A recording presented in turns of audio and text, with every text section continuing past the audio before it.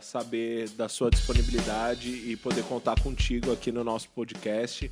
A gente, desde o nosso primeiro entrevistado, conversando com muita gente envolvida sobre a questão do ban, todo mundo fala do seu nome e para nós é muito honroso mesmo poder te entrevistar. Legal. Eu sei que eles falam, eu já ouvi várias vezes, eles falam, tipo, tem um movimento chamado BAM que é muito legal, mas o João Mordomo não entende. Ele fala tudo errado. Não escute ele, provavelmente. Algo assim. Não é bem isso que eles falam, não.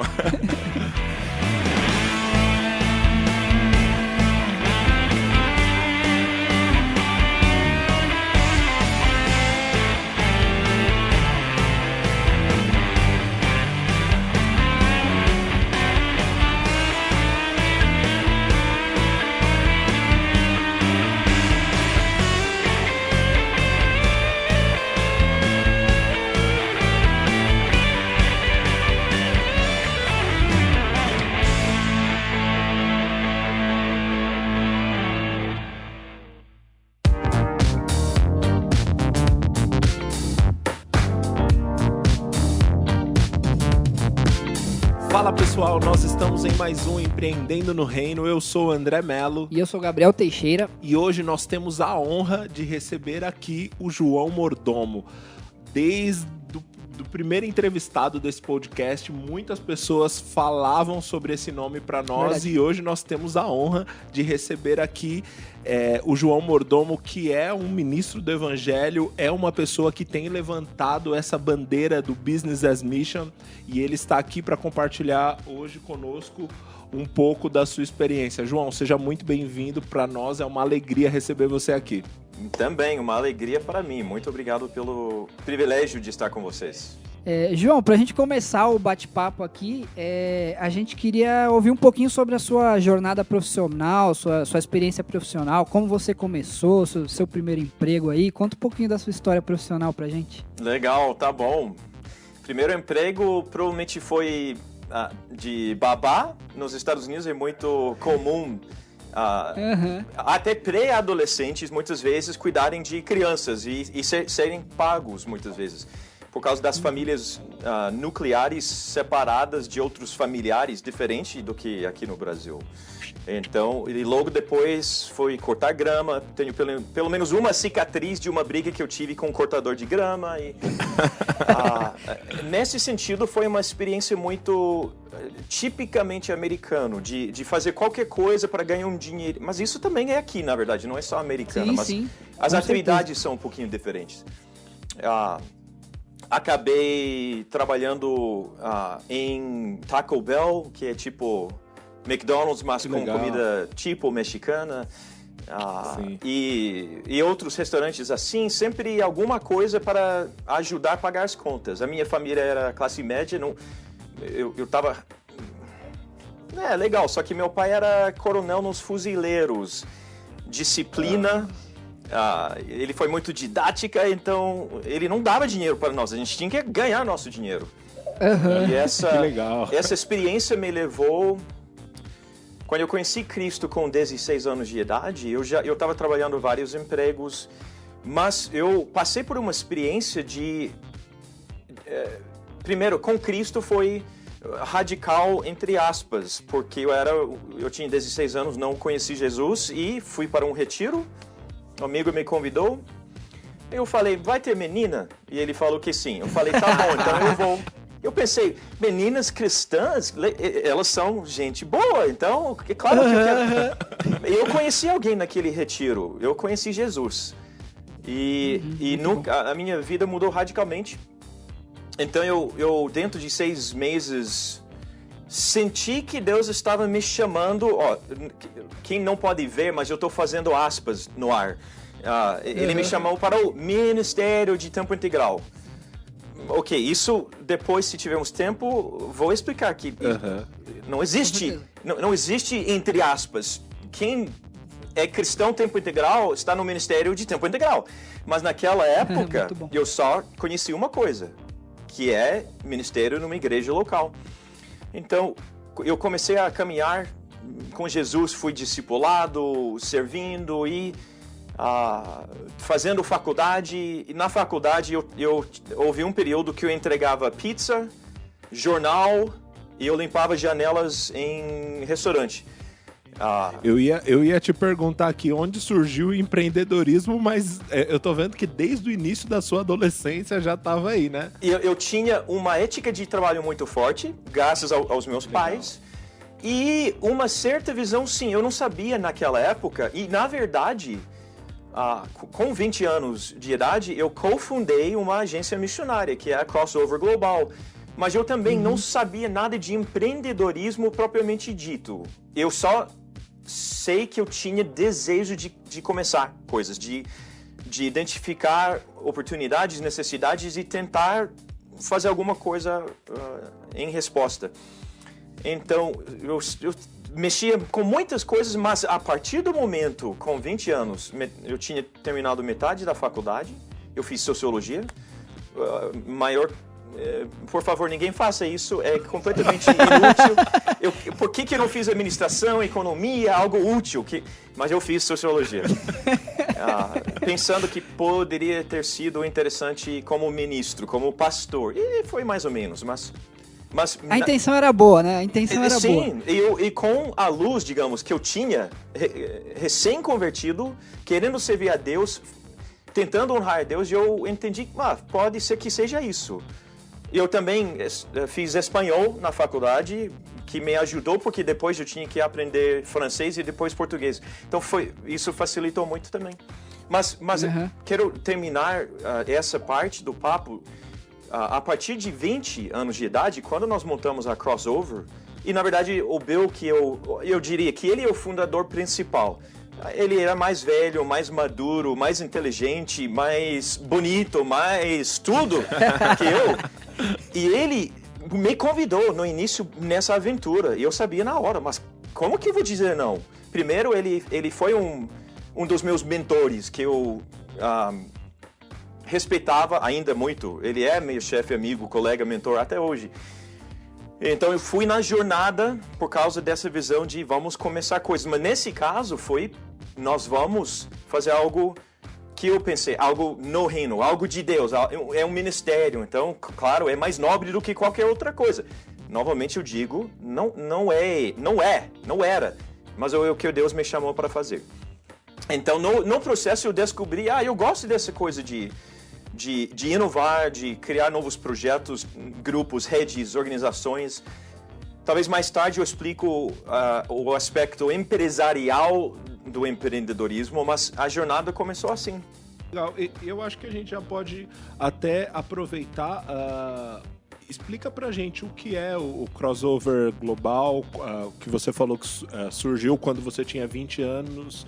Como foi esse chamado para fundar essa organização missionária? Tá, perfeito. Então, o chamado para servir tempo integral eu já tinha. E quando João, eu acho que a gente pode já até explicar esse ponto, né? Porque, infelizmente, e esse é um ponto que a gente tem batido em todas as entrevistas, que é acabar com essa história de sagrado e secular. E separar, né? Isso, separar a igreja da sua vida. E eu sei que você fala muito bem sobre isso, e eu gostaria de ouvir você abordando sobre essa... Por que esse, entre aspas, chamado de tempo integral? Perfeito. Ok, então, nós temos um vício na igreja de reforçar essa visão dicotomista, dualista errada, na verdade, entre sagrado e secular. Então, vamos simplesmente voltar para o Novo Testamento, porque a visão existe no Antigo Testamento, modelos diferentes, por grupos diferentes, tempos diferentes. Jesus vem e o que nós temos do Antigo Testamento de sacerdotes, que eram de tempo integral, não faziam outras coisas. Sacerdotes servindo a Deus, representando Deus para o povo e vice-versa. E também eles tinham um espaço físico, templos. O que Jesus vem, o que ele faz? Ele fala quem são os sacerdotes e ele explica, ele ensina para os discípulos entendem e continuam explicando, ensinando. Paulo faz isso quando ele fala várias vezes sobre o fato, por exemplo, 2 Coríntios 3, versículos, sei lá, acho que 5 e 6. 2 Coríntios 3, 5 e 6, ele fala que todos nós somos ministros de uma nova aliança. Ele não falou isso para um grupo eclesiástico de clérigos, ele falou para o povo de Deus. O Pedro faz a mesma coisa, e olha, é muito nítido o que Pedro faz em 1 Pedro 2,9, quando ele fala que todos nós somos uma nação santa, fazemos parte de um sacerdócio real. Ele roubou essas palavras de Moisés. Em Êxodo 19, Deus falou para Moisés, você fala para Israel que eles são nação santa, sacerdócio real, um povo exclusivo, são a minha eu sempre falo errado, possessão, meu povo particular. Propriedade, né? Propriedade, a palavra, inclusive, segular, que é a palavra hebraica, quer dizer tesouro, não só pessoal e particular, mas portátil. O rei, com seu tesouro, quando ele viaja, ele não pode levar todos os seus tesouros, mas ele leva segular. É uma visão, uma imagem muito bonita de que Deus sempre era um Deus missionário. Ele sempre queria que seu povo impactasse as nações junto com ele. Pedro pega a mesma visão, a mesma linguagem e fala que todos nós, no início de Pedro, ele identifica que ele está falando sobre crentes em exílio, eu esqueço, mas... Exílio. Vocês já sabem que eu não sou daqui. Eu moro aqui há 24 anos, mas mesmo assim, segunda língua ou terceira, ou quarta sempre segunda, terceira, quarta, não é língua mãe. Tá ótimo. Mas é isso. Primeiro, o que nós aprendemos que os sacerdotes não é uma classe eclesiástica diferente do que o resto do corpo de Cristo. Então, Jesus faz essa... Ele indica que é um novo período e nós temos uma nova aliança, e na nova aliança todos nós somos ministros dessa nova aliança. Paulo reforça, Pedro reforça, mas a outra coisa, nós também não temos mais templo. A ideia de espaço sagrado do Antigo Testamento agora foi superado, foi deixado de lado, e agora Jesus fala... Vocês são o templo do Espírito Santo, então onde você estiver é sagrado, é espaço sagrado, o lugar é sagrado. É impossível um crente em Jesus Cristo estar num lugar não sagrado, porque se o crente estiver lá, o lugar é sagrado. Agora, quando você pega toda essa ideia de que nós somos sacerdotes, tudo é sagrado para nós, e depois você olha, faz muito sentido. Efésios capítulo 1, o Paulo fala em versículo 12 que Deus, toda a linguagem ativa, bonita, de verbos, Deus chamando, escolhendo, predestinando, mas por quê? Para que nós sejamos para o louvor da sua glória. Não que nós façamos coisas para a sua glória, mas que sejamos para o louvor da sua glória. Muito bom. Se eu sou para o louvor da glória de Deus, e tudo que eu tenho o Espírito Santo em mim, sou templo do Espírito Santo, tudo é sagrado, e eu tenho um chamado ministerial para dar glória a Deus em tudo que eu sou e tudo que eu faço. Então, por isso, nós temos que descartar os modelos antigos. Infelizmente, a igreja acabou por conveniência, por questões de poder, por questões de dinheiro, abraçando de novo, e não estou falando sobre hoje só, eu estou falando sobre o 4º século com o imperador Constantino. Não estou culpando nenhuma igreja hoje. Nós herdamos bagagem de 1.700 anos atrás. Então, essa seria, digamos, nossa base bíblica de poder dizer para qualquer tipo de profissional, qualquer tipo de atividade lícita, tráfego de quase qualquer coisa, provavelmente não conta aqui, mas qualquer atividade profissional, qualquer profissão, qualquer vocação, qualquer ocupação pode ser usado para a honra e glória de Deus. E especialmente a ideia de negócios, porque negócios você faz coisas que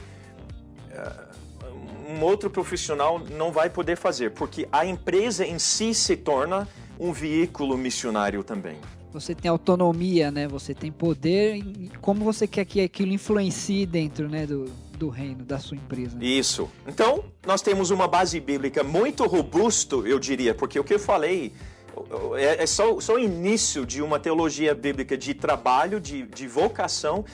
Eu acho que cabe aqui falar que eu não uso a expressão bivocacional ou bivocacionado, porque todos nós, todos os filhos de Deus, têm uma só vocação, que eu acabei de identificar em Efésios capítulo 1, que nós somos, e você pode dizer, discípulo de Jesus, 100%, seguidor de 100%, mas a linguagem mais rica e a função mais, a última, em termos de questões mais existenciais e mais últimos, a palavra em inglês seria, no final das contas, para facilitar, nós somos adoradores. Nossa vocação é adorador, mas nós podemos ter várias ocupações. Agora sim, bio-ocupacional, sim, pessoas podem ter uma ocupação dentro da igreja, mas também ocupação como engenheiro, como professora, como advogada, etc. E assim nós podemos reconciliar a ideia de ambientes diferentes, mas a mesma vocação sendo manifesta nos vários ambientes. Muito legal. João, na verdade, eu vou seguir nesse caminho que a gente já está se desenhando. Perfeito. Aqui. Você falou algo muito interessante, que talvez por uma questão de poder, e você fez menção lá a Constantino, mas infelizmente essa mesma atitude, essa mesma atitude vem sendo repetida ao longo dos anos, e você colocou assim, talvez por uma questão de poder, algumas pessoas têm reafirmado essa diferença entre o sagrado e o secular, entre o clero e os leigos. Isso. E eu queria que você falasse um pouco sobre como deve ser a postura de um pastor, como deve ser a postura de um ministro, alguém que exerce essa questão eclesiástica, né? Essa questão, essa ocupação eclesiástica, como despertar isso nos seus membros, né? Nos membros da sua igreja, porque muitas vezes nós, como pastores e pessoas que estão cuidando da questão eclesiástica, nós temos o hábito de entender quando o irmão tem que ser mais intenso em determinado evento, determinada época dentro da igreja. E muitas vezes nós não gostamos quando o empresário precisa ficar ausente dos cultos porque ele está lá também exercendo uma ocupação. E qual é o equilíbrio nisso? Tá, primeiro, se qualquer pastor ouvir o que eu vou falar, eu vou ser excomungado, nem sou membro da igreja dele, mas já vou ser excomungado. Eu acho que talvez ajude aqui mencionar que eu sou pastor, eu tenho sido, no passado, por 7 anos, tempo integral, pastor na igreja local, em campo missionário.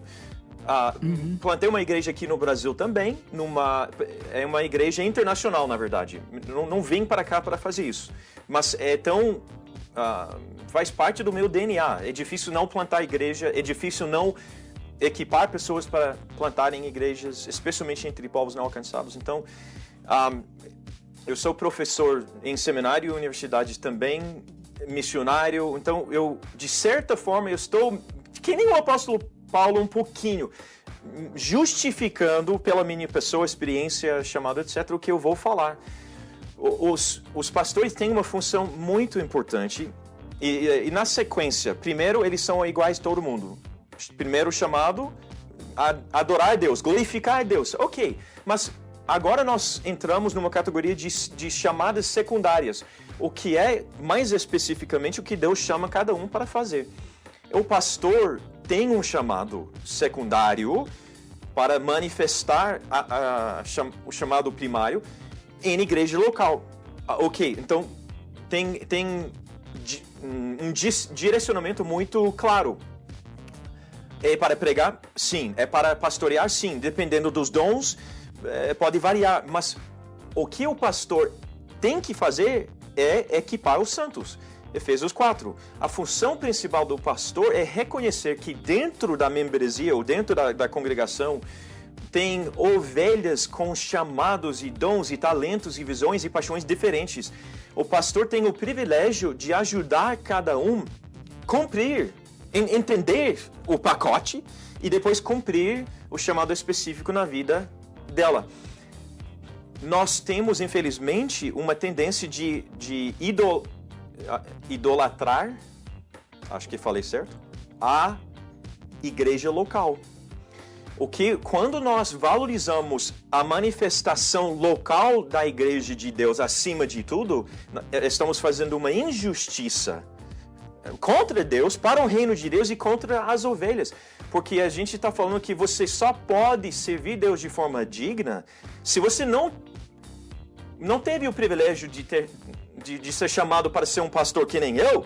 Então, você tem que fazer outras coisas na igreja local. Você é segunda classe, tudo bem, mas pelo menos você tem uma igreja local onde você pode servir a Deus.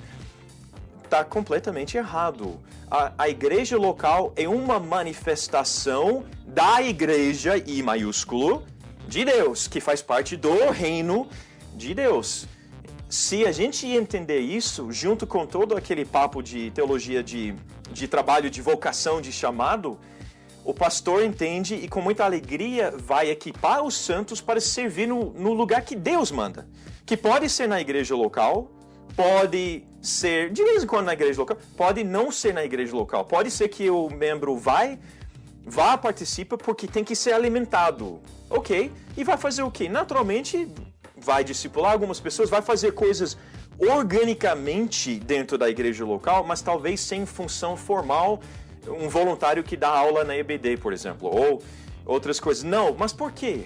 Porque o meu ministério de tempo integral acontece principalmente entre segunda e sexta ou sábado, onde eu tenho funcionários, onde eu tenho colegas, onde eu tenho fornecedores, onde eu tenho, etc., clientes.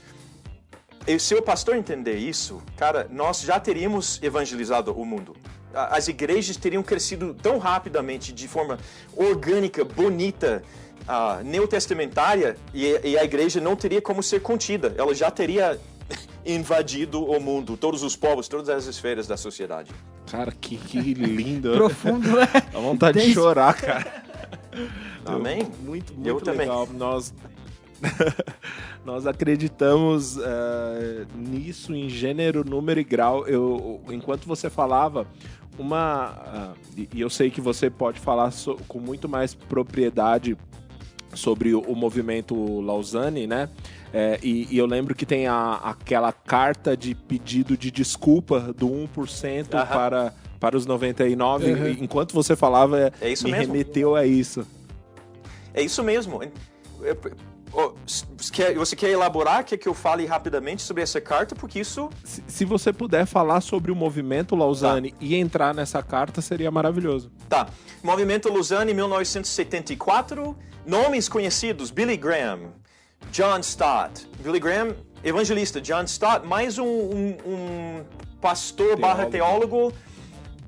Os dois inteligentes, os dois com chamado, e eles perceberam que eles tinham que convocar pessoas, líderes do mundo inteiro para um congresso de evangelização mundial em 74 e aconteceu na Suíça, em Lausanne. Por isso, e o nome ficou. Era para ter sido um evento, mas Deus gerou algo completamente inesperado e não era evento, virou movimento. O movimento existe... A frase muito usada, muito associado, the whole church taking the whole gospel to the whole world, que seria a igreja inteira, na sua totalidade, a igreja toda levando o evangelho todo, todos os sentidos, para o mundo todo. Perfeita.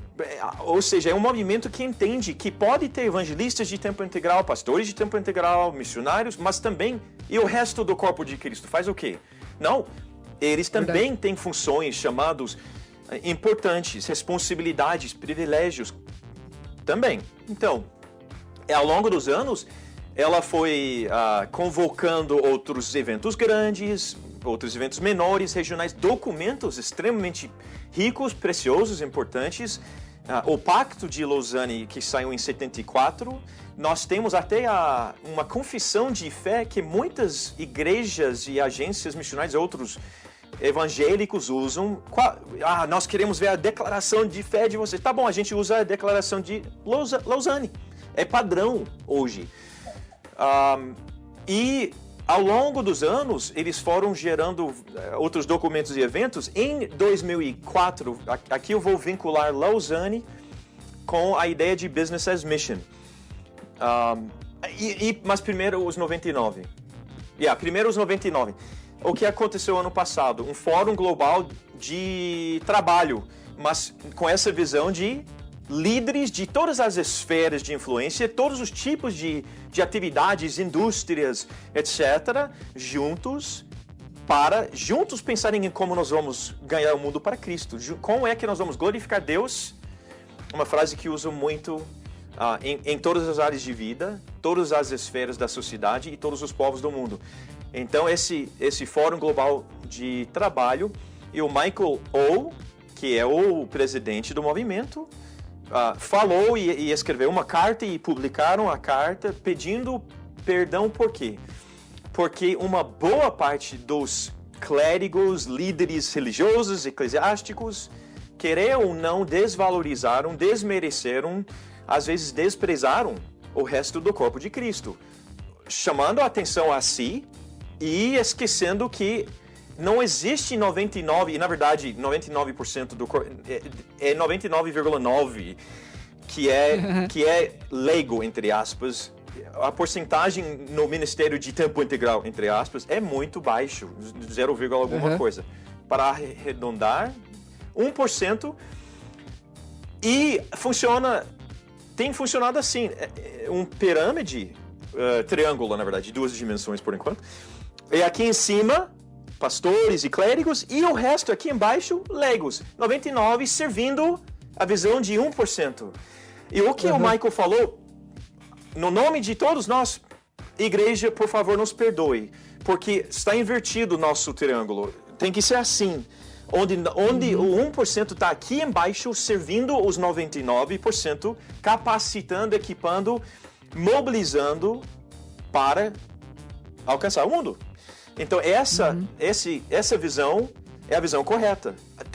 É válido ter pessoas chamadas naquele modelo tipo Ministério de Tempo Integral, trabalho na igreja, missionário, ok.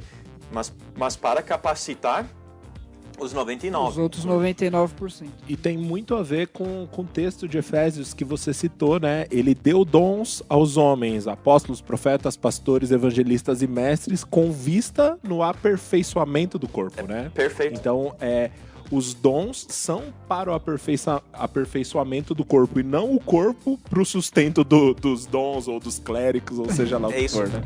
Exatamente. Perfeito.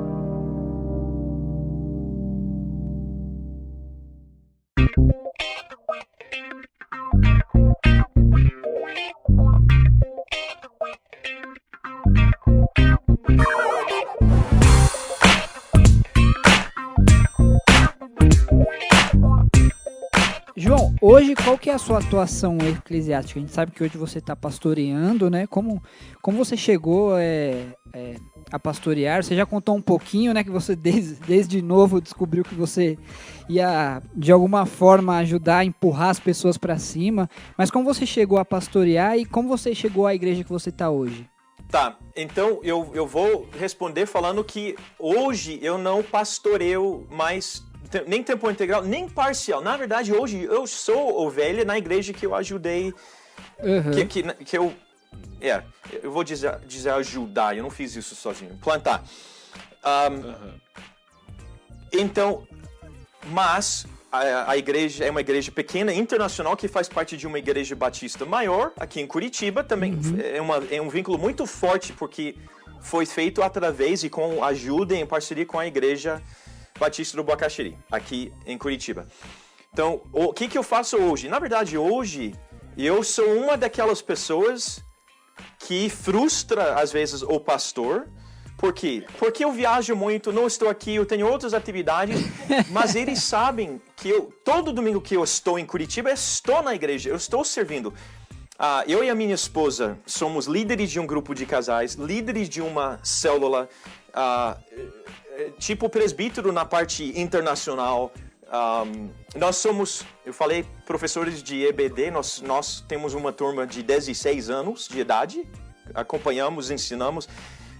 Eu prego nas duas, quando eles pedem, eu preguei 2 semanas atrás sobre... Normalmente eles pedem para eu pregar sobre missões. Ok, eu vou pregar sobre isso, então eu preguei sobre missões. Então, na verdade, eu estou super envolvido, mas as questões regulares, rotinárias, a minha esposa cuida. E eu dou aula quando ela pede para eu dar aula. Eu prego quando alguém me pede que eu pregue. Mas por quê? Porque eu estou usando os dons que eu tenho. Muito bom. Em termos de, digamos, entre parênteses, mas eu acho que é relevante para o podcast de vocês, nas categorias de liderança, e tem muitas formas, eu não estou falando sobre estilo de liderança, estou falando sobre tipo. Você tem liderança organizacional, liderança operacional, liderança pessoal e talvez uma liderança intelectual de influenciador de pessoas através de ideias. Eu sou decente na liderança organizacional, razoavelmente bom. Eu sou péssimo na liderança operacional. E mais forte nas últimas 2 que eu falei, liderança de pessoas e através de ideias. Mas a operacional, a minha esposa é muito boa nisso. Então ela cuida dessas coisas operacionais no que diz respeito à nossa participação na igreja local, EBD, célula, casais, etc. Na Crossover, e agora sim, Crossover Global é o que eu faço de tempo integral. Eu dou aula muito também. Eu descobri que eu sou considerado professor de tempo integral, nem sabia disso. E eu também sou tempo integral na Crossover, então é muita coisa. Mas eu faço o que Deus me deu prazer e dom para fazer. Na Crossover, nós temos equipes para fazer tudo. Hoje, gente, parece que eu tô... Vamos dizer assim, que eu estou muito orgulhoso em Deus, digamos, em Deus, não que eu tenha feito nada, mas Ele me deixou numa situação tão privilegiada de ter uma equipe tão boa que quando eu acordo, eu não estou pensando em lista de afazeres operacionais e administrativas. Eu acordo sonhando. Eu acordo, Deus, o que eu vou fazer hoje para fazer Crossover mais rico? Rico não em termos de dinheiro. Às vezes tem a ver com dinheiro também, mas não. Ser mais eficaz, mais frutífero. E são questões, às vezes tem a ver com levantamento de recursos, mas muitas vezes tem a ver com questões de estratégia, questões de mentoreio, coisas assim. Então hoje, eu não sou pastor tempo integral, mas eu sou co-líder de uma agência missionária. Crossover Global hoje... Posso falar sobre Crossover Global? Você Por favor. pediu antes, mas eu não vou perder essa oportunidade. Também... Se você não falar, a gente vai te perguntar mesmo, então... Ótimo. Sabe por quê? Eu, sinceramente, vocês não me conhecem, mas eu acho que vocês vão perceber que eu não estou sendo ingênuo. Eu tenho muito paixão e alegria no que Deus está fazendo. Então, se Ele usou... Eu não vou me chamar de burro, mas a gente já sabe que Ele usou burro no passado. E eu não sou ninguém e Ele me usa. É incrível. Por isso eu tenho muita alegria. Crossover hoje, nós temos... A nossa visão não é mandar missionários. Nossa visão e missão é plantar igrejas. Que legal. Para plantar igrejas entre povos não alcançados, de vez em quando nós temos que enviar missionários. Então, nós temos uma frase, é nosso DNA. Nossa paixão é glorificar a Deus, plantando igrejas multiplicadoras entre povos não alcançados. Então, vocês já estão vendo aquela de Efésios capítulo 1, e eu já falei muitas vezes a adoração e glória. A nossa motivação é doxológica, é para a glória de Deus, entre todos os povos. Então, nossa paixão é glorificar a Deus, plantando igrejas multiplicadoras entre povos não alcançados. Hoje, pela graça de Deus, nós temos plantado quase 2.300 igrejas em contextos onde não é fácil plantar igreja.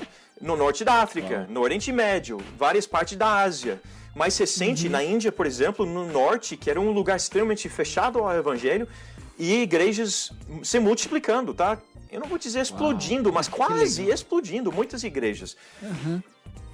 Nós temos 200 e poucas pessoas no mundo inteiro, não é um número grande. Nós temos 1.500 plantadores de igrejas autóctones, pessoas da terra, indianos na Índia, árabes, eu não vou dizer, países árabes, de forma geral, naqueles países, ou no Oriente Médio, ou em povos, em países da Ásia Central, onde as etnicidades normalmente são turcas, povos turcos. São pessoas de lá, plantando igrejas lá, eles fazem muito melhor do que um estrangeiro. Então, a gente manda missionário que às vezes tem que plantar igreja, mas muitas vezes é para treinar plantadores de igrejas. Ou plantar uma igreja e a partir daquela igreja, junto com autóctones, pessoas evangelizadas, discipuladas e equipadas, então plantar mais igrejas. Então hoje estamos acho que somos de quase 30 países em 30 países. Nossa liderança global, nós temos 12... Os 20 líderes principais vêm de 12 países diferentes. E só tem 2 gringos, tipo americanos, que são os 2 fundadores. Eu não sou mais gringo, americano. As pessoas brincam comigo que eu tenho muito mais... Hoje eu sou muito mais brasileiro do que americano. E Deus é engraçado. Ele tem um bom senso de humor porque ele mandou um brasileiro para ser líder da nossa base americana. E hoje nós temos esse mesmo brasileiro, eu posso falar, eu não vou falar o nome por enquanto, mas já foi decidido e daqui no início de agosto vai ser oficial que eu e o Bill, os cofundadores, saímos completamente das funções. Vamos sair completamente das funções executivas cotidianas e o Conselho Global promoveu um brasileiro para ser o presidente do movimento global. Então, nós somos um movimento global. 12 nacionalidades são representadas nesses 20 líderes principais. É um indiano da Índia na Índia. Ele não emigrou para os Estados Unidos. Um jordaniano na Jordânia, da Jordânia na Jordânia. Chinês da China na China. Assim, é um movimento verdadeiramente global, mas com essa visão bem específica. Plantar igrejas entre povos não alcançados. E aqui entra a necessidade de valorizar e utilizar atividades empresariais. Muito legal. Eu gostaria realmente de ouvir sobre isso. Então, por exemplo, você citou a Jordânia, citou a Índia. Como é importante um empresário no processo de plantação de uma igreja. Então, para alcançar um povo na Índia, e eu quero plantar uma igreja lá, como eu faço?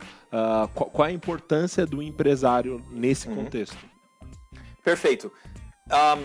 Eu acho que aqui, então, eu vou começar definindo business as mission, negócios como missão.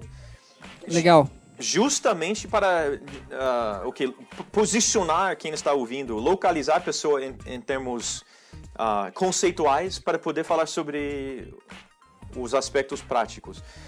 Então, business as mission, a primeira vez que foi usado a frase que a gente consegue identificar foi 98 ou 99. 98 foi por acaso. Em termos genéricos, um empresário falou para os funcionários, business as mission, não como uma ideia ou modelo, ele simplesmente falando que business pode também ser usado para missões.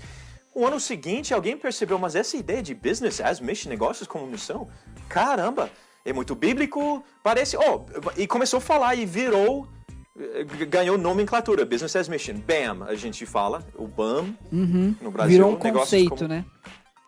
Então, é um conceito, mas também é um movimento global e também tem uma organização que se chama BAM, global.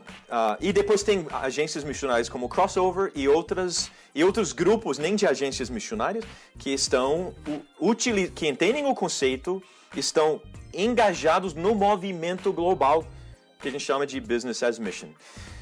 Em 2004, Lausanne, houve um fórum e pela primeira vez tinha um grupo de trabalho chamado Business as Mission. Eles têm grupos de trabalho vinculado com religiões, islamismo, budismo, hinduísmo, ou atividades, tráfego humano, ou outras atividades, plantação de igrejas. Então tem vários grupos e de especialistas do mundo inteiro que pensam e fazem e geram recursos para divulgar as ideias e metodologias e a visão na igreja ao redor do mundo. E pela primeira vez em 2004, houve um grupo chamado Business as Mission. Nós geramos um documento chamado...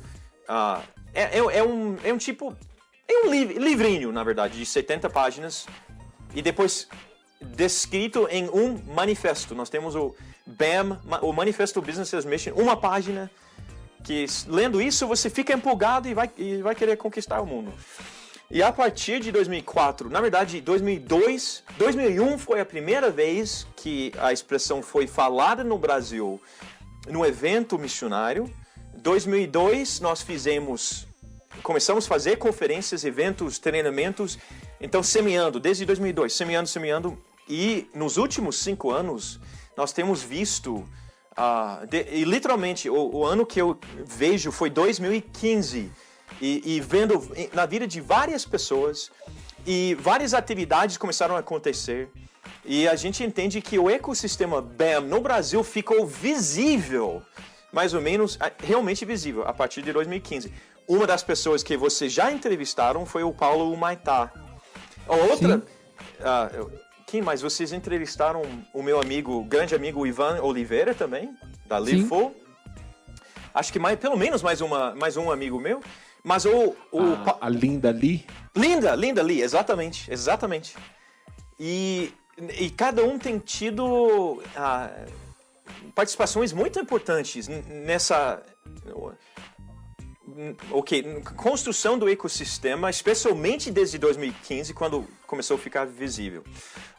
O conceito Business as Mission. Vamos trabalhar com uma definição simples. Para mim, sempre começa com aquela visão doxológica. Vamos glorificar Deus. Como? Então, Business as Mission são atividades empresariais legítimas que criam oportunidades ministeriais legítimas que trazem transformação espiritual, econômica, social e ecológica, ambiental, meio ambiente, para pessoas, famílias, comunidades, sociedades, países e nações. Especialmente apropriado em contextos onde você encontra pessoas marginalizadas e povos não alcançados. Então, Business as Mission... missão, é grande comissão. Não é aquela ideia vaga de missão ou de reino, mas tem seu lugar. Esses outros conceitos, mas Business as Mission tem uma visão focada na grande comissão, especificamente. Mas todas as outras palavras são importantes, são atividades empresariais. Por que eu digo atividade e não empresário, ou não empresa? Ou não empreendedor, porque na verdade é tudo isso. Atividades empresariais é uma forma de dizer que as pessoas são importantes e as estruturas também. As empresas são importantes, porque é através das empresas que você gera emprego, que você estimula a atividade e crescimento econômico, que você começa a transformar uma comunidade, ou quanto maior, então, até, quem sabe, uma sociedade, uma nação. São todas as atividades das pessoas e das empresas que criam, então, e são legítimas porque às vezes as pessoas olham para mim, mas ele não é pastor, ele não é missionário, então ele não está falando de negócios do jeito que eu, empresário, entendo. Ele está falando daquela coisa de mandar um missionário para um país que não quer missionário, ele vai lá fingindo de ser empresário. Então é fachada, não é nada disso, gente, nada disso. Business as Mission, nós enfatizamos, por isso eu incluo a palavra legítimos ou autênticos, atividades empresariais autênticas, legítimas, reais. É uma empresa real, tem que funcionar como qualquer outra empresa. Ela não pode... Não é uma fachada, né? Como? Não é uma fachada para alguma outra coisa. Não, e infelizmente... A imagem de algumas agências missionárias sofre hoje por causa disso. Não vou questionar as motivações por trás, mas eu vou dizer que o modelo o modelo é uma porcaria, porque você não ganha nada com ninguém dessa forma. Você só ganha a possibilidade de estar naquele país, mas ninguém quer conversar com você, porque você fala que você é gera empresário... uma desconfiança, né? Você gera uma desconfiança. Mais afasta do evangelho do que atrai, né? Exatamente. Então, mas também são ministérios reais. Você cria, através da empresa, atividades e oportunidades ministeriais reais. Tem o outro lado da moeda. Você pode encontrar pessoas nas igrejas que são empresárias, não entendem muito e não querem muito evangelizar, plantar igreja e trazer transformação social, mas percebem oportunidades empresariais no outro país e pensam, opa, mas já que eu vou, pastor, eu vou ser missionário lá, vocês não querem me comissionar e orar e mandar? E vai lá e ganha dinheiro. E não faz nada de ministério. Também, então, é as duas coisas, legítimas, genuínas, unidas, integradas de uma forma bíblica, neotestamentária. E 4 tipos de transformação, isso é definição, está embutido no conceito. Transformação espiritual porque é um ministério real. Transformação econômica porque é uma empresa real. Transformação social porque qualquer ministério ou empresa hoje valoriza transformação social. E econômica ecológica na medida do possível. Às vezes você não vai fazer uma contribuição positiva, porque você não está produzindo um produto que tem a ver com o meio ambiente, por exemplo, mas você vai criar na empresa práticas sustentáveis e condições para, no mínimo, não danificar o meio ambiente e, de preferência, fazer bem. Então, essas transformações e entre pessoas até nações, então, é isso. Esse é o conceito. Ótimo. João, você é um dos nomes aí mais reconhecidos no mundo aí, quando a gente fala desse conceito. Eu gostaria de ouvir de você o que você enxerga de diferença entre BAM e Kingdom Business. Você enxerga alguma diferença? Tem diferença nesses conceitos? Onde um ataca, onde o outro não ataca? Eu gostaria de ouvir de você. Sim, são conceitos e metodologias, se você quiser botar uma estratégia com o conceito, são diferentes. Vamos pensar assim, você pensa em 3 etapas, eu vou simplificar. Não porque vocês não vão entender, mas por causa do tempo, né? Então não fiquem ofendidos. Você tem uma pessoa, a pessoa se torna crente em Jesus e ela é empresária. Então, a pessoa, ou qualquer outra profissão, a pessoa está inserida no mercado, no ambiente de trabalho. Então, essa pessoa pode estar em missão, se ela tiver a intencionalidade, onde ela trabalha. Mas o que motiva ela não é o ministério, é o emprego. Eu sou cristão, mas eu preciso pagar as contas. E eu fui treinado para fazer X. Então eu estou fazendo X, mas ciente de que é uma oportunidade de ser sal e luz. Ok? Primeira etapa. A segunda etapa é quando essa pessoa é empresária e mais dona, ou numa posição executiva onde ela pode influenciar, impactar, ou de governança, mas entre a sociedade, dono, ou conselho, ou executivo, e ela pode leverage, ela pode maximizar... Alavancar, muito obrigado. A própria empresa no reino.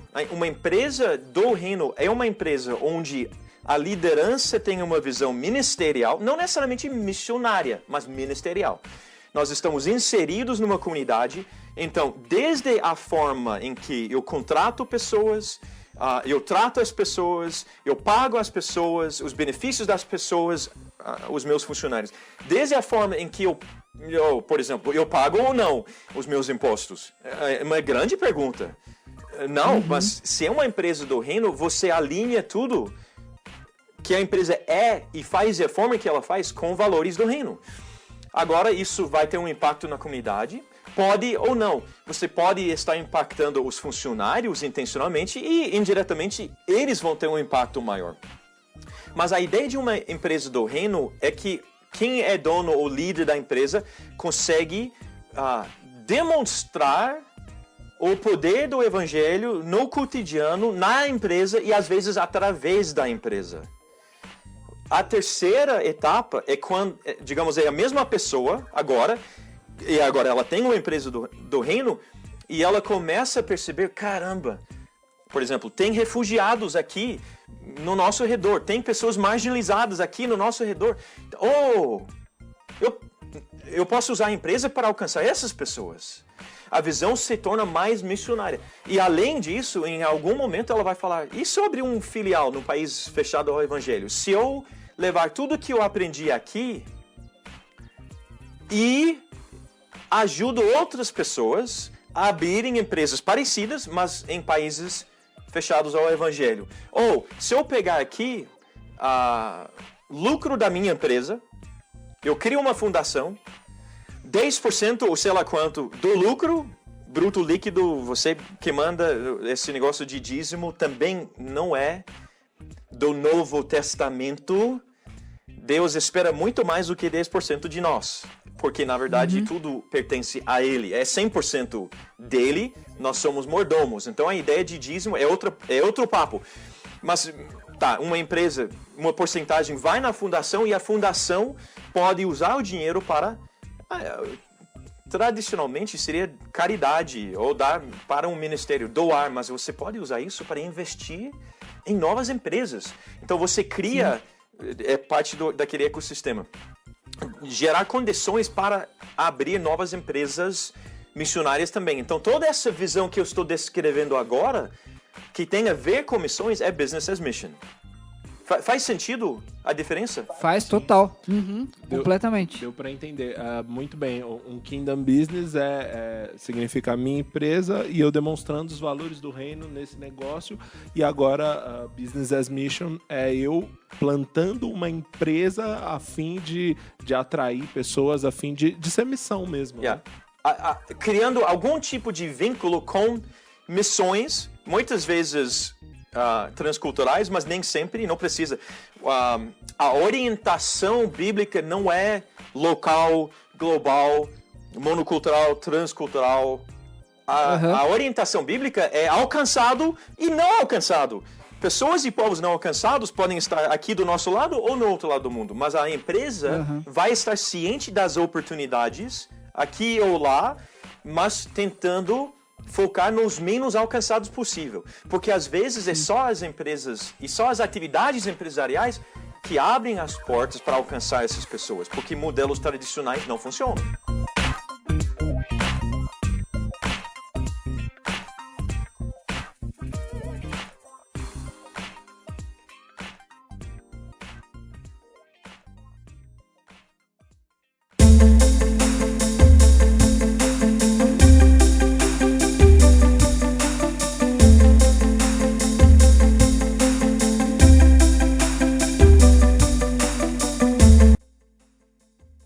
João, uma ponta solta que ficou pra mim, assim, como você chegou no Brasil? Quando chegou o Brasil ao seu conhecimento e por que você veio pra cá? Como foi isso? Eu recebi um chamado de uma pessoa chamada Sônia. Gente, eu vou ser sincero para vocês. Quando, no processo de ter contato de curto prazo no Brasil, viagens, equipes de outros países de curto prazo, às vezes eu venho falar em eventos, e nesse processo, alguém aqui, o pastor Roberto Silvado, eu mencionei a Igreja Batista do Bacaxiri, nós somos parceiros desde o início da década de 90, e num certo momento ele falou, mas por que a Crossover não abra uma base aqui para treinar e enviar brasileiros para as nações? Para nós, caramba, uma excelente ideia. E nós olhamos dentro da Crossover muito menor naquela época e falamos assim, caramba, não temos ninguém competente, então vamos mandar o João. Então, mandamos eu mesmo para o Brasil, eu ainda solteiro na época. E eu digo, por muitos anos eu falava assim, Deus me chamou para o Brasil em função do ministério e no processo eu ganhei uma esposa. E eu acho que foi o contrário. Sinceramente, eu acho que Deus me trouxe para cá em função de uma esposa e uma família maravilhosa que ele queria dar. E o bônus foi o ministério. E foi assim, numa das viagens de curto prazo, chegamos em 8 pessoas dos Estados Unidos para falar numa semana, um acampamento em janeiro, aqui no Paraná. Mas 8 gringos, ou seja, ninguém falava português. Então, nós chegamos no acampamento no domingo para começar na segunda. E chegamos lá e tinha 8 brasileiros lá que seriam tradutores de cada um de nós. Cada um dando seminários e palestras diferentes, então sempre alguém traduzindo. Mas... Ô, João, nessa época, só te cortando um pouquinho, nessa época aí, quando te chamaram pro acampamento, aí você já não falava mais se vai ter mulher, aí o propósito já era outro, né, João? Eu não falo, não, eu ia brincar, mas não vou brincar, você tem razão. Tanto que, quando eu cheguei no acampamento, eu vi 8 brasileiros, mas eu só vi uma. Entendeu? E naquele momento, eu olhei para o chão e eu falei, Deus, eu literalmente comecei a orar, silenciosamente. Deus, eu não estou aqui para achar namorada. Eu não estou aqui, eu não estou pensando em mulher, eu quero servir o Senhor. Mas eu estava orando, mas tipo, olhando de um olho aberto, assim, olhando para ela, mas Deus, ela é linda. Não, Deus, estou aqui para servir. Mas Deus, ela tem olhos bonitos. Não, e 43,6 segundos depois, o líder que estava designando tradutores falou, e a Sônia vai traduzir o Jason. Eu tenho vários nomes, Jason, João, John. Essa semana. E eu falei, não. Naquele momento, eu já era. Porque quando eu vi ela, não estou brincando. Eu falei que eu tinha sido pastor alguns anos como pastor de adolescentes e jovens. Na hora que eu vi a Sônia, também logo depois eu pensei, caramba, eu era um péssimo pastor de adolescentes e jovens porque eu falava que não existe amor à primeira vista. É isso que a gente fala? Sim. E depois eu descobri, não, pelo jeito existe. Então o que mais que eu ensinava para aqueles coitadinhos de adolescentes, de bobagem que não era bíblico? Então, eu me apaixonei. Naquela semana, eu me apaixonei. Sônia, o nome significa sabedoria. E quando eu deixei claro para ela, tentei deixar mais ou menos claro, que eu estava, eu acho que eu tenho sentimentos, eu gosto de você. Ela falou, tá bom. Para nós termos qualquer tipo de relacionamento, Deus vai ter que fazer 2 milagres. Primeiro, Ele vai ter que mudar meu coração porque eu não gosto de você. Ela foi muito gentil nesse sentido. E ela falou, mas você é uma pessoa legal. Não, de amigo, tranquilo. Mas para gostar mais, Deus vai ter que mudar o meu coração. Mas eu estou disposta, ela falou, eu estou disposta a ter meu coração mudado por Deus, se é isso que Ele quer. Uau. Eu falei, opa, é isso que eu quero. Uma mulher que quer fazer a vontade de Deus. E segundo... Em vendas a gente chamaria isso de gatilho da escassez. Ela falou, olha, não é tão fácil assim. Isso. E... segundo, ela falou, nós moramos em 2 continentes diferentes. Eu falei, é verdade, mas isso é fácil. Eu já tinha morado 5 anos na Bélgica antes de vir para cá. Ela já tinha morado 1 ano nos Estados Unidos, por isso ela conseguiu ser a minha tradutora. Eu estou dizendo isso porque ela falou com muita sabedoria. Vamos ver se Deus vai fazer os milagres. O nome dela significa sabedoria. Então, 1 ano depois, acabei me mudando para cá. Nós já éramos grandes amigos ao ponto de namorar à distância. Ela me buscou no aeroporto e 3 meses depois nós noivamos e 4 meses depois nós casamos. E a única vez que eu questionei a sabedoria dela foi quando ela topou em casar comigo. Todas as outras decisões dela têm sido perfeitas. Então eu vim, você perguntou sobre chamado. Eu cheguei aqui porque alguém falou, vamos abrir crossover no Brasil. Eu era solteiro, já tinha morado em outros países e, não, legal. E Deus realmente me trouxe. E no processo, Ele fez muito mais e eu acabei ficando. João, eu tô desde o início aqui para perguntar isso. Eu acho incrível a sua simplicidade, a maneira simples, direta como você se comunica. Mas algo que também nos chama bastante atenção é o seu background acadêmico, né? Você leciona como professor convidado em algumas das melhores universidades do mundo, você é pós-doutor. Como você encontrou tempo para ser um PhD, lecionar como professor convidado em Colômbia e exercer tantas atividades aí nesse meio tempo? Excelente pergunta. Tem dois fatores. Eu digo isso com toda sinceridade. Eu tenho formações além da minha inteligência. Não é porque eu sou um homem inteligente. Uma característica forte que eu tenho é que eu sou persistente. Eu não desisto. Eu simplesmente não desisto. Então, por causa disso, eu cheguei ao ponto de fazer um doutorado que tempo parcial teria demorado talvez 7 anos.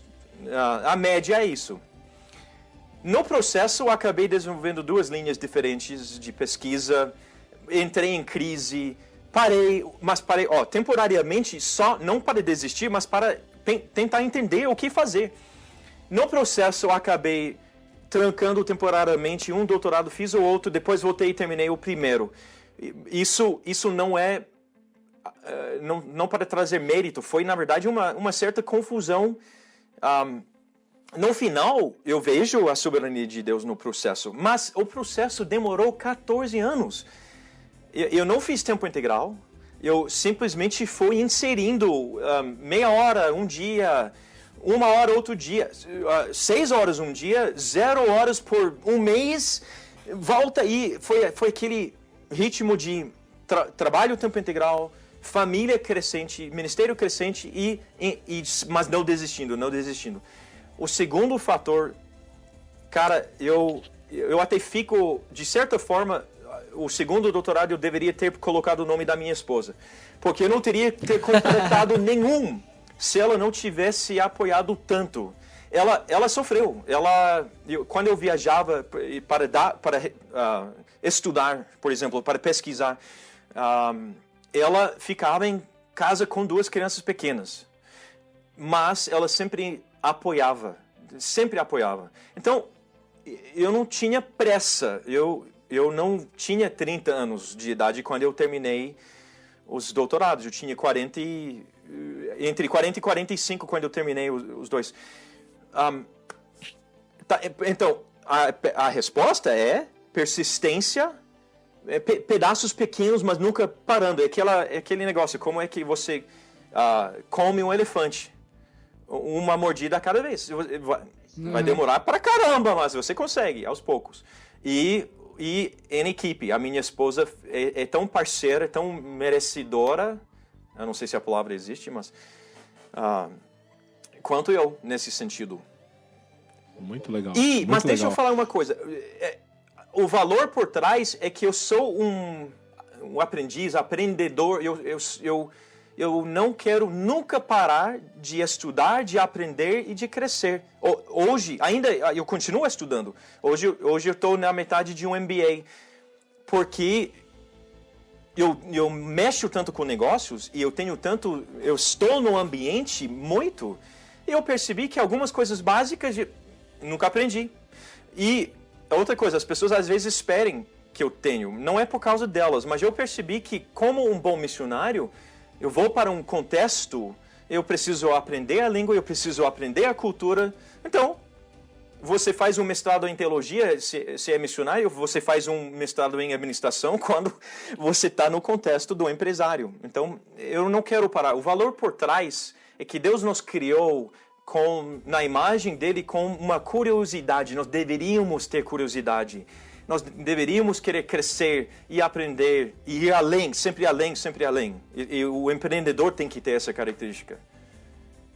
Eu acho engraçado e interessante você falar disso, porque muitas igrejas aqui no Brasil estão batendo numa tecla de lutar contra o comodismo, né? Lutar contra a passividade de ficar sentado esperando as coisas acontecerem, do cristão que não lê a Bíblia, né? Só ouve o que falam para ele. E é legal você falar disso, né? E é muito legal até porque para um americano eu vejo isso mais embutido na cultura norte-americana. Como você mesmo falou, meu pai falava, vai conquistar seu dinheiro, vai lá cortar grama, se vira. E nós, como empreendedores, nós vemos a necessidade disso na criação mesmo, né? Se nossos pais tivessem essa mesma postura desde quando nós éramos crianças, talvez algumas coisas teriam sido facilitadas, né? Uhum, sem dúvida. Nós temos, na cultura brasileira, nós temos o jeitinho. O jeitinho tem uma conotação ruim, negativo, normalmente, mas existe algo por trás muito interessante, que na cultura brasileira, nós somos ensinados, sem perceber, a superar problemas e obstáculos de forma criativa. Às vezes é imoral, não tem ética, ilegal, etc. Não, esquece daquele componente. Mas fica com o espírito por trás, de superar, de conquistar, de resolver problemas. Se a gente incentivar isso, o Brasil que brincava, esses 24 anos que eu estou aqui, o Brasil é o país do futuro, e sempre será. Não, porque por causa desse espírito, se o jeitinho for aproveitado e colocado em ação com mentalidade de empreendedorismo, o Brasil vai muito longe. Muito bom, muito bom. Então vamos lá, vamos para um bate-bola aqui, conversar um pouquinho sobre o que você faz no dia a dia, assim. Rotina?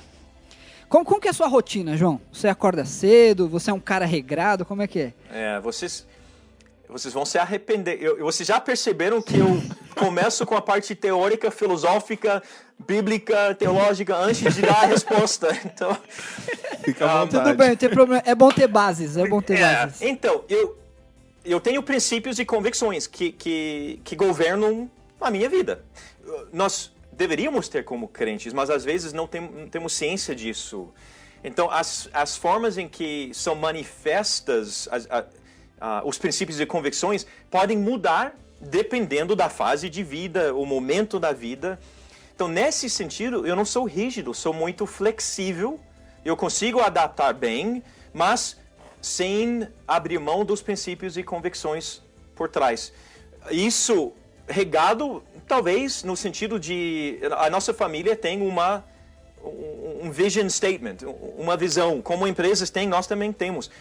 A família mordomo existe para espalhar uma paixão por Deus e sua glória em todas as áreas de vida, todas as esferas da sociedade e todos os povos do mundo. Meus filhos foram criados absorvendo isso. E eu também vivo em função disso. Então, eu sei que certas coisas eu posso, certas coisas não posso, certas coisas são legais, mas não são prioritárias. Eu não vou mentir, eu roubei essa ideia de certa forma do Jonathan Edwards. Então, ele tem aquela lista, acho que são 70 resoluções. E as primeiras duas resoluções, acho que tem um livro em português, acho que é a editora Fiel, chamado... Desculpe, caiu aqui. Tudo bem. As firmes resoluções do Jonathan Edwards. Eu acho que tem em português. E deve ter em vários sites também. As primeiras duas são incríveis. Tanto que eu tenho escrito, que eu não decorei. Mas ele falou assim, eu resolvi que farei tudo que eu pensar que seja para a maior glória de Deus e para meu próprio bem, proveito e prazer. Ele roubou entre aspas, da Confissão Westminster, que começa falando que a última... eu preciso aprender... The ultimate, em inglês, mas acho que é a última mesmo, a gente fala. É a última, é isso mesmo. Sim. A razão do ser humano é glorificar Deus e desfrutar dele eternamente. A ideia é aquela dinâmica entre eu quero glorificar Deus, mas quanto mais eu glorifico Ele, quanto mais eu sou feliz, alegre, isso não quer dizer que não tem perseguição, problemas, etc. Mas é a alegria do Senhor e a paixão de glorificar Ele vão juntos. Então, quando ele continua, resolvi fazer o que eu penso ser meu dever e o que é mais proveitoso para o bem e vantagem da humanidade em geral. Resolvi fazer isso sem me importar com quaisquer que sejam as dificuldades que eu encontre, quantas ou quão grandes sejam. Esse é um pacote, é o primeiro. Mas olha, para o empreendedor, o segundo é demais. Resolvi me esforçar continuamente para descobrir alguma nova invenção e artifício para promover as coisas acima mencionadas. Ah, cara, é com esse legal. espírito, então, que eu vivo, com essa visão por trás. Então, eu priorizo intimidade com Deus, eu priorizo família, priorizo saúde, nessa ordem. Esses primeiros 3, Deus, família e saúde. Tem a questão de priorizar ministério, e tem a questão de priorizar amizades e lazer. E em inglês é muito fácil lembrar. É faith, family, fitness, firm, que seria a empresa ou o ministério, friends e fun. É Deus, é família, é saúde, é o ministério / trabalho e amizades e lazer. Então, ok, com esse alicerce, o que eu faço? Eu acordo e a primeira coisa que eu faço é preparar um expresso e pegar um cereal e depois eu vou para um canto da casa e eu fico com Deus. Meia hora, 45 minutos, às vezes menos, às vezes mais. Mas essa paixão o entendimento de que eu nunca vou fazer nada grande, nada importante, nada significativo para Deus se eu não tiver comunhão contínua com Deus. Como que eu vou saber a vontade dele? E nisso inclui a leitura da Bíblia. Regado, talvez. Eu leio a Bíblia inteira a cada ano, o Novo Testamento, os Evangelhos a cada mês e o livro de Efésios toda semana. Então é Bíblia, Evangelhos, Efésios. Ano, mês, semana. Decoro, não como antes, o meu cérebro não funciona da mesma forma mais. E não é uma desculpa, realmente é tão difícil decorar. Eu falo para os meus filhos, decorem a Bíblia agora, porque mais tarde vocês não vão conseguir. Mas depois de 2 doutorados, tá desculpado. Como eu falei, formado além da minha inteligência, mas Deus tem sido bom. Eu vou trabalhar algumas horas em casa, eu tenho um escritório lá. Hoje, porque como eu falei, eu não preciso bater ponto, então eu faço exercício todo dia. Normalmente, 9h30, 10h30, num momento bom para parar o que eu estava fazendo, então, eu não tomei banho, eu não vou ter que tomar 2 banhos por dia, porque eu vou fazer algumas coisas, fazer exercício depois de tomar banho. Almoço com a família, vou para esse escritório aqui onde eu estou, na Crossover. Exercício 5 a 6 vezes por semana.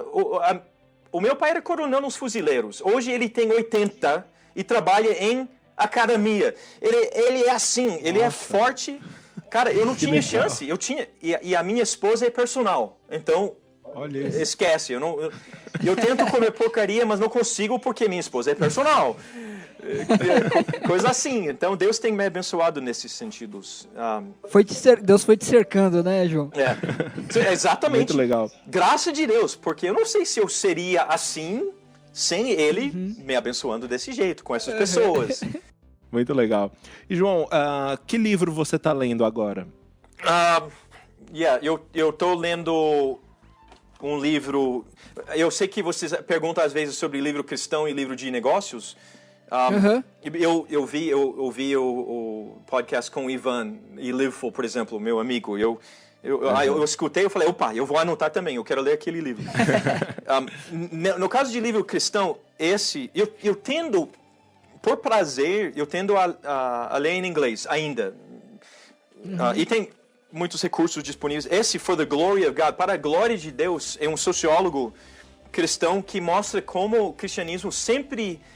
contrário do que a gente é ensinado hoje, os pioneiros, inovadores, empreendedores, contra os males males da sociedade sempre têm sido cristãos. Então, no caso, eu estou lendo por quê? Porque ele tem um capítulo grande sobre como cristãos foram os cristãos na liderança, na luta contra a escravidão. Pelo que está acontecendo nos Estados Unidos neste momento, eu pensei, eu vou reler, na verdade, esse capítulo especificamente. Pro pessoal que não está vendo aqui, né, que está só ouvindo o podcast, o livro tem mais ou menos parece um tijolo, o livro, 800 páginas. Eu quero falar isso também, entendam a minha postura, não é arrogância, é humildade. Eu não gosto de ler aqueles livros pequenos com algumas ideias fofas. 5 dicas para... né? Não, se eu quiser coisa assim, primeiro, eu não vou perder tempo. Eu quero ler a Bíblia, então. Não quero ler alguém escrevendo sobre a Bíblia. Ou eu acabo indo na direção de um livro assim, que é substancial. Não quero comer porcaria, eu quero churrasco. Né? E aqui esse é churrasco. Mas o outro livro interessante nesse momento, em inglês se chama Range. Range é abrangência. É um livro no nível popular, mas com bastante pesquisa por trás. O cara desenvolve a tese de que... ele fala assim, o livro é sobre por que os generalistas são mais bem-sucedidos hoje do que especialistas. Legal. É muito legal, porque... Primeiro, eu me sinto um pouquinho assim. Eu não sou fera em nada, mas eu sei um monte de tudo. E quando eu ajunto isso, acaba sendo algo útil, algo rico, algo válido. E ele fala, por exemplo, que muitos especialistas, feras em qualquer disciplina, música, esporte, negócios, ele fala que, ao contrário do que nós somos ensinados, eles não começaram a fazer aquilo com 2 anos de idade. O que eles começaram a fazer no início é um pouquinho de tudo. Joga todos os esportes, toca todos os instrumentos, estude todos os assuntos. E aos poucos eles vão gostando mais do outro e ficando... Só que toda a bagagem que eles ganharam antes, que é abrangente, é uma bagagem... Isso, range, abrangência. Acaba... Eles podem se tornar especialistas também, mais tarde na vida. Feras mais tarde, mas eles têm uma durabilidade... mais longa também por causa disso. Então é muito interessante no contexto empresarial. Muito legal. Para empreendedor, é imprescindível entender isso. Mesmo porque geralmente o cara que está à frente de uma empresa vai ter que saber um pouquinho de tudo mesmo. Exatamente por isso.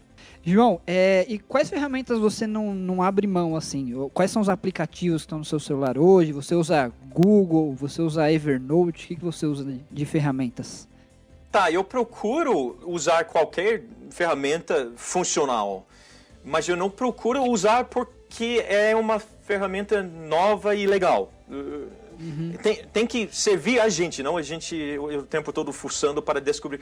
Por exemplo, tem vários de gerenciamento de projetos. É uma das aulas que eu dou, gerenciamento de projetos. Eu deveria poder escolher um aplicativo para fazer isso, eu não consigo. Eu já experimentei vários, uns são ótimos, mas são caros, outros são de graça, mas péssimos, e eu acabei desistindo. As duas coisas que eu não abro mão é o Evernote, porque eu consegui configurar o Evernote para me ajudar a gerenciar projetos. Usar Evernote em equipe é um pouquinho mais complicado, então você tem que achar uma solução. É possível, mas não é ideal. A outra coisa que eu não abro mão se chama Clockify. É tipo relógio EFI no final, como todas as empresas. EFI. Porque é muito simples, mas é uma forma de cuidar. Eu não uso o tempo todo. Eu pego um período durante o ano. Às vezes, normalmente é um mês. A última vez eu fiz por 4 meses consecutivos, que foi o final do ano passado, onde eu anoto tudo que eu estou fazendo em categorias, o tempo que eu gasto em certos projetos e etc., para ver onde eu não estou sendo eficiente. Eu não indico isso de tempo integral, o tempo todo, porque você acaba perdendo o tempo. Você faz por um período para descobrir onde você não está sendo eficiente. Um exemplo simples. A primeira vez que eu fiz isso, depois, quando eu parei para avaliar, eu falei, mas por que eu paro tantas vezes ao longo do dia para ver os e-mails? Mas eu estou perdendo tempo porque estou fazendo algo importante, de repente eu paro e começo a mexer no e-mail de novo. Depois eu volto, mas onde que eu estava? O que eu estava pensando? Então eu acabei vendo, eu acordo depois do tempo com Deus, primeira coisa, lido com os e-mails o mais rápido possível. E no final do dia também.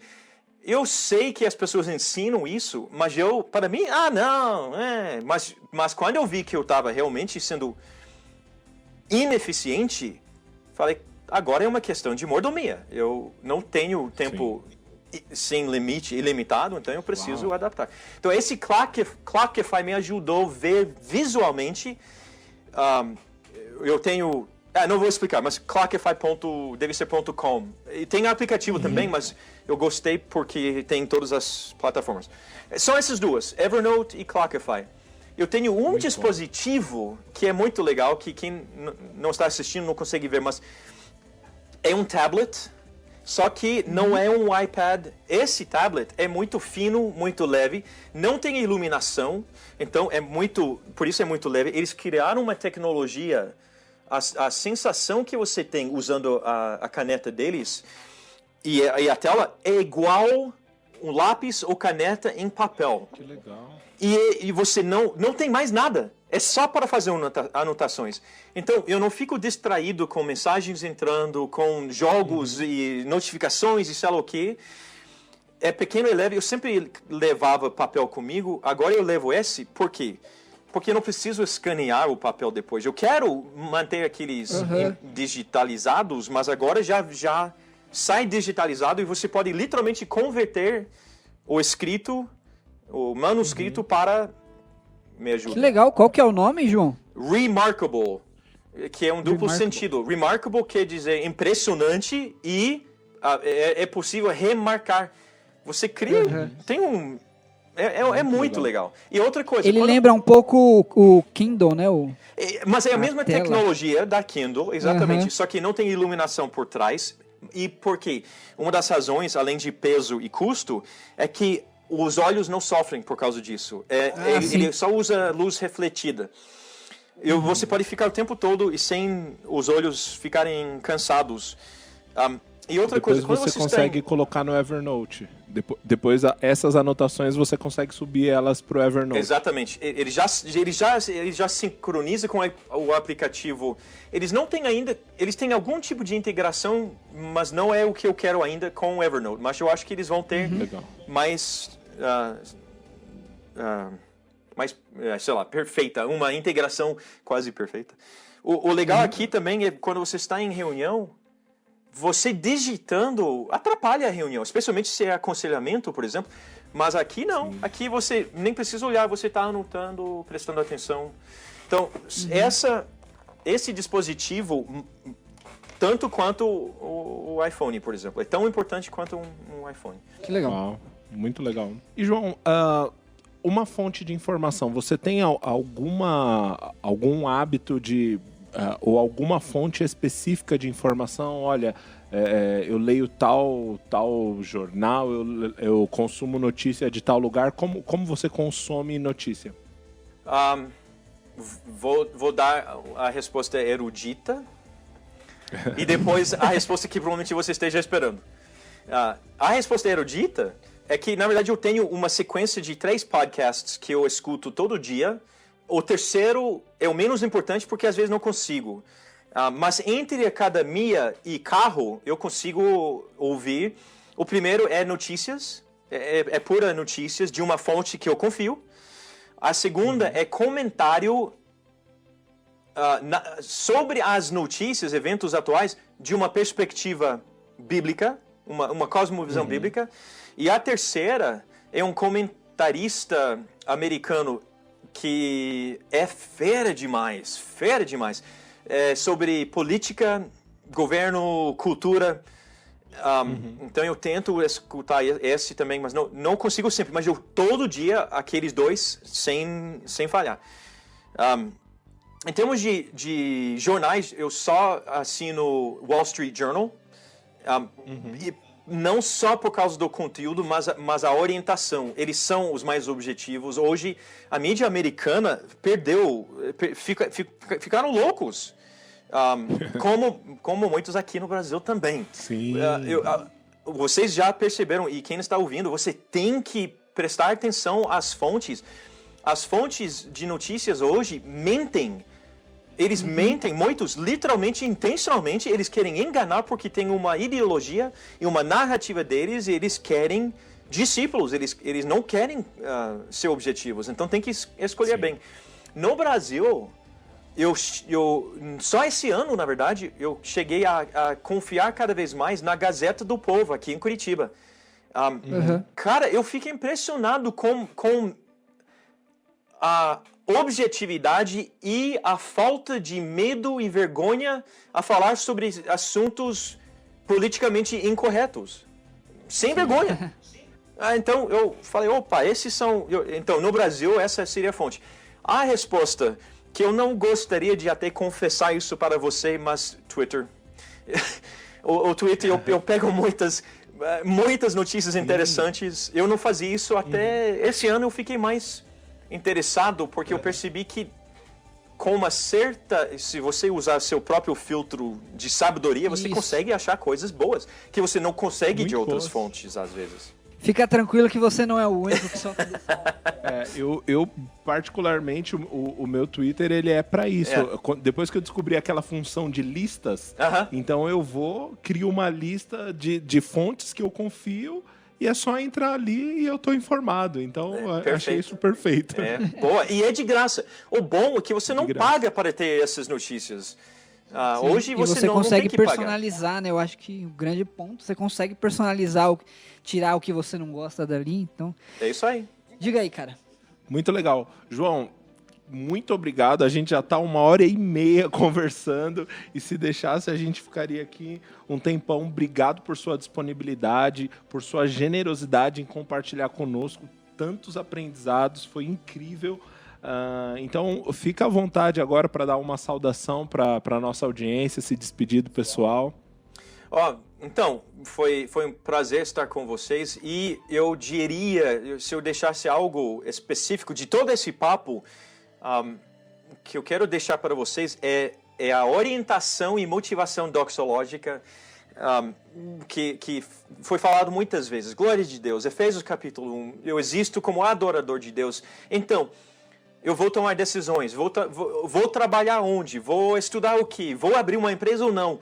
A pergunta é o que daria o máximo de glória possível para Deus. Começa com aquela pergunta: Deus, como é que eu vou dar o máximo de glória possível para você? E depois, perguntas secundárias, você vai começar a trabalhar, mas sempre com essa orientação. A segunda coisa que eu não falei muito, mas foi nítido, foi implícito na nossa história, talvez, implícito, não nítido, mas sempre trabalhe em equipe. Não caia a tentação de fazer algo sozinho. Não, eu vou ser o empreendedor que monta a empresa e depois eu vou chamar gente. Porque assim eu sou o fundador. E ninguém pode falar que é o fundador. É eu. Eu contratei eles. Não faça isso. O maior prazer e privilégio que nós temos hoje como membros do corpo de Cristo é trabalhar juntos. E mais, o mundo sem Jesus reconhece isso também. Por isso hoje você mais do que nunca encontra novas empresas e não tem fundador. Tem cofundadores, tem vários fundadores, tem uma equipe. Às vezes você nem sabe quem está por trás, porque é equipe. Gente, tem por muitas razões. No longo prazo é muito mais prazeroso trabalhar desse jeito. E uma das razões é que é uma ditada africana, mas acho que todas as culturas têm algo parecido. Sozinho eu vou mais rápido, mas juntos nós vamos mais longe. Bem, 3 é melhor do que 2, e etc. Toda essa ideia. Então, essas são as dicas. Faça as coisas com a motivação correta. O máximo de glória possível para Deus. E faça da forma, eu diria, se não é correta, pelo menos é mais ideal. faça em equipe. Representando o corpo de Cristo, assim. Sim, muito bom. Então, foi muito bom estar com vocês. Saudações. Obrigado pelo privilégio. Muito bom, muito bom. Então é isso, pessoal. Esse foi o Empreendendo no Reino com João Mordomo. Nós esperamos que você tenha gostado desse papo. Compartilha conosco as suas impressões. Se você está ouvindo isso no smartphone da Apple, avalia nosso podcast lá, vai ser muito legal. Verdade. E compartilha isso com todo mundo, tá bom? Valeu, pessoal. Até a próxima. Valeu, até mais. Até, gente.